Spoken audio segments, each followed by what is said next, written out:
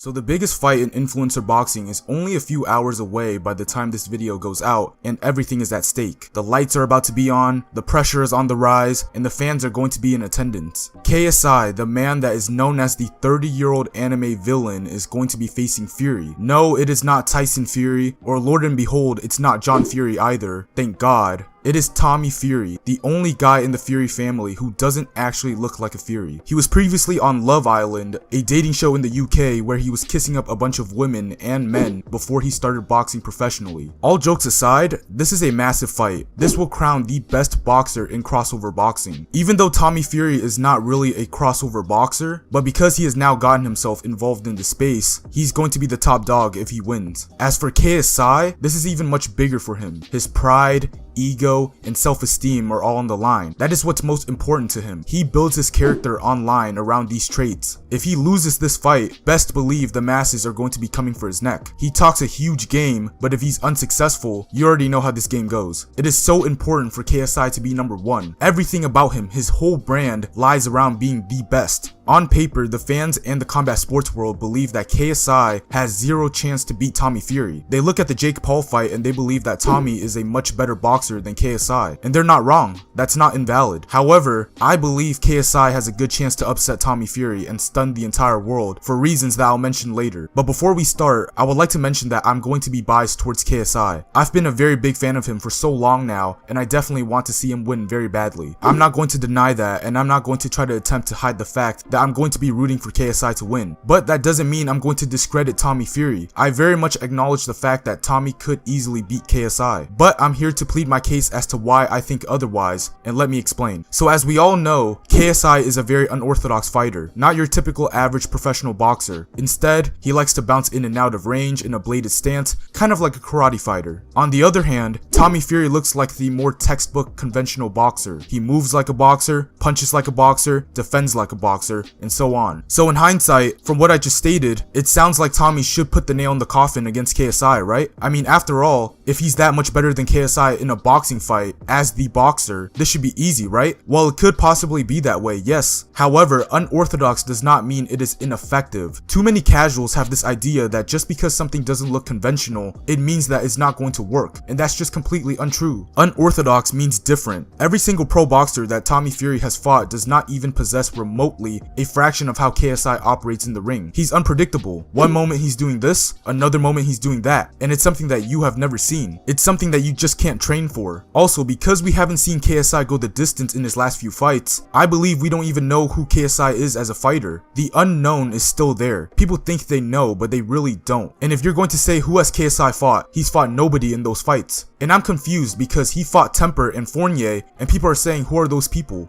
Those people are a part of influencer boxing. The competition is the competition. The levels are the levels. Who do you guys expect to compete in here? Canelo Alvarez? Terrence Crawford? Do you expect him to fight world champions? Prior to Jake Paul, Tommy Fury has fought every single taxi driver in the UK and went the distance with them. Yes, he's had more training experience, but fighting experience is not as big of a gap as what people make it out to be. Also, there are some odd things to think about in Tommy's preparation for KSI. Tommy's last spar for this camp is a pro boxer named Owen Kirk. He's a southpaw with a record of 3-1. Now, it's not as serious as what it may seem, but at the same time, it is kind of strange. KSI is not a southpaw. Owen Kirk fights nothing like KSI, yet with 1 week to go before the fight, he ends up being Tommy Fury's last spar. When you're this close to the fight, I can't seem to find a reason why you would spar with somebody like this. Even if he's trying to sharpen things up before the fight, you want to replicate your sparring rounds to your opponent. You don't fight a southpaw the same way you would fight an orthodox fighter. There's a reason why if you fight a southpaw, you're mainly sparring southpaws for that camp, and vice versa. So from what I believe is that either Tommy doesn't believe that KSI will fight him in the same way that he fought Joe Fournier, and that he'll give Tommy more of a traditional look, or Tommy doesn't respect KSI's fighting ability, and his preparation for this fight hasn't changed compared to his other fights. He believes that his experience alone will be able to solve KSI's tricky style. And look, if he can do it, great, props to him. But if he can't, then it's going to be a long night for him. From facing traditional boxers your whole life to facing somebody who doesn't look like a boxer, it could very well be much harder than you think. In order for Tommy to win the fight, I think he needs to understand how to manage distance in this fight. If you look at the Jake Paul fight, what was successful for Jake Paul? The check hook and the overhand. But why is that? Well, it's because Tommy Fury was constantly smothering himself in that fight. He was jabbing, but he kept falling into his jab. That gave Jake Paul so many opportunities to come over the top with that overhand, and it landed a good amount of times. Tommy Fury needs to land that jab at the right distance. The punch has to come out in full extension to keep KSI at bay. He's the bigger man, he's got the longer reach, and he's got to use it to his advantage. He cannot let KSI easily come over the top. Secondly, he's got to utilize wise shot selection. KSI is a type of fighter who is very confident in his ability to hurt you if he lands. That means he has some serious commitment to his offense. However, just like everything else in fighting, that's going to be a gift and a curse, because the trade-off is that you're leaving yourself vulnerable to being hit. So in that case, Tommy Fury has to locate the right shots to throw if KSI's commitment is unsuccessful. He can't be too eager to come down the middle or around the guard with big shots. If the uppercut is there, which it very well likely could be, then throw it. If you have to come down to the body, then do it. Don't throw the same shots over and over again in a straight line. Occasionally, take your time. Lastly, Tommy Fury needs to test KSI early like how he did with Jake Paul. If you noticed how Tommy Fury started the Jake fight, he was trying to start off fast. He was pressing Jake in a straight line and tried to put him on the back foot immediately. That's what he needs to do against KSI. He needs to test him early and see if KSI can weather that storm. We have yet to see KSI on the back foot. He's very much been the hammer instead of the nail in his fights. If KSI folds, then it's likely going to be an early night. If KSI withstands it, then the fight is going to get very interesting. For KSI to win this fight, immediately he has to do whatever he can to neutralize the jab. The jab is going to be the biggest obstacle for KSI to deal with in this fight, and that's been the common theme in his most toughest fights. Against Logan Paul, it was the same story. He needs to take his head off the line and jab with Tommy. Jake Paul did this a lot and he had a ton of success. KSI needs to come over the top of Tommy's jab with that overhand. Same with the check left hook. Tommy is there to be hit when he decides to jab. The more he can discourage Tommy from throwing that jab, the better it is for him. Secondly, he's got to push that work rate. And when I say work rate, it doesn't necessarily mean that he has to throw more volume than Tommy. It can mean things like feints, use head feints, jab feints, foot feints, and shoulder feints to keep him guessing. Keep your feet active and close distance or cut off the ring. He doesn't need to outwork Tommy by only throwing punches, but also throw punches as well. If you land a clean shot, don't follow him around the ring. Make that opportunity count and apply a bit of pressure or follow up with punches. That is the difference between what Jake Paul did and what KSI needs to do. He's got some of the best conditioning in this scene. Everybody who has worked or trained with KSI has praised him for his outstanding cardio. Thirdly, KSI needs to be precise as much as he can when he lands. I believe KSI has good punching power, and if you say, oh, but look at his fights, he's never knocked out anyone clean. He has put people down, but he hasn't knocked anybody out cold. And this is exactly why I'm saying that his ability to finish the fight lies in accuracy instead of power. For him to knock out Tommy Fury in the way that he would like, he has to catch Tommy with a clean shot that he doesn't see. Those are the type of shots that put people out cold. If it's a big shot that lands on Tommy, but if Tommy sees the shot coming, he can brace for it. He'll get dropped, but he won't likely be out. Plus, he's much bigger than KSI as well. KSI has power, but it's just he doesn't know how to deliver it just yet. But in order for him to be precise, he needs to get there by setting things up. He needs to go to the body, and that's going to set up the shots that he wants to land. He cannot headhunt for the knockout. Lastly, for KSI, if all else fails, use your heart like you've always had. No one can question KSI's ability to go the distance to take one and give two and slug it out in a messy fight to a decision. Do you want to know why he's capable of doing this? It's because he's fighting for something big. His purpose is legacy. He wants to leave a legacy that will be untouchable. From a FIFA gamer to beating a professional boxer, that is a huge reason to go the distance and give it everything you got. When you have a massive purpose to fulfill, you become a dangerous man. It's the reason why so many fighters are tough. They fight for their family or for their circumstances, and that becomes their purpose. Whereas Tommy Fury, his quote-unquote purpose for this fight, his why is his desire to end crossover boxing. I don't know why, because this space has given him way more opportunities than what the pro boxing world has given him. But all you need to know is this: one guy is fighting for legacy and the other guy is trying to grab a quick payday. KSI has a far much bigger reason to win this fight. You can see it and you can feel it through his training footage. You can see how much this really means to him. And for that, for my official prediction, I got KSI by TKO in round 5. I believe Tommy is going to bank the early rounds. The jab might give KSI more problems than he initially thought, and he might get outpointed in the first few rounds. But as the fight goes on, I think Tommy will slow down and get comfortable in the fight. And when that happens, KSI is going to step on the gas with with that pressure, and he's going to catch Tommy Fury with the big shot. He'll stun him, and then he'll drop him once. And then when he gets back up, I think KSI is going to start throwing flurries and letting his hands go. He's going to try to end the fight right then and there. But I think Tommy Fury is going to do a good job of defending and shelling up and not taking too many clean shots on the chin. But because of the fact that he's taking so many unanswered shots, I think the ref is going to step in and wave the fight off. And at that moment, history will be made. The winner will be crowned the king of crossover boxing, and it's going to be KSI, the Nightmare. And that is it, guys. Thank you guys so much for listening to what I have to say, and let me know, who do you guys have winning this Saturday? KSI or Tommy Fury? Drop a comment and let me know in the comment section down below. Now, if you guys enjoy content that is related to combat sports, please drop a like on this video and subscribe to my YouTube channel down below. That would be greatly appreciated. And if you can't get enough of the content on this channel, please head down to the description of this video and follow my Twitter. I post a lot of tweets about combat sports that you do not want to miss. And other than that, it's been Steven,